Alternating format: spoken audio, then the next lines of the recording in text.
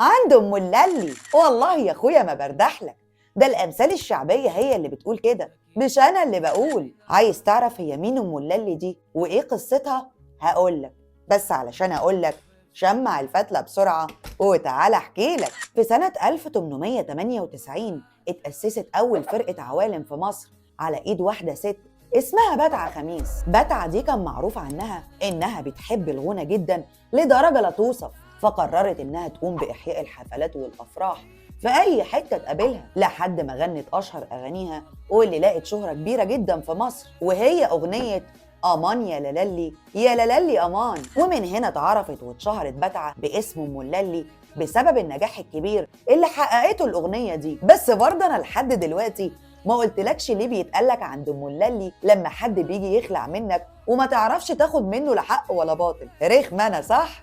بس هقولك، تعرف ان بتعة خميس او ام اللالي زي ما كانت مشهوره بحبها للغنى كانت برضه مشهوره بحبها للتدخين، لدرجه انها كانت بتعاني منه. بس المشكله انها ما كانتش بتحب الدخان العادي بتاعنا ده، لا دي كانت بتدخن مخدر الحشيش. المشكله الاكبر انها كانت بتدخن وهي بتغني في الحفلات بتاعتها لحد ما تفقد الوعي تماما. فكان العوالم اللي بيشتغلوا مع ام اللالي لما يحبوا يطالبوا بفلوسهم اخر كل ليله ما كانتش بترد على حد، ولا الهوا عامله دماغ يابا استباحه مش فاضيه لحد دي. فكان كل علمه ترد على العلمه التانيه وتقول لها فلوس مين ياما؟ عند ام اللالي. ومن الوقت ده الناس بدات تستخدم كلمه عند ام اللالي علشان تقول ابقى تف في وشي لو خدت جنيه. والله ام اللالي دي بتفكرني بحد كده الله يمسيه بالخير، ميسيو ام لالي.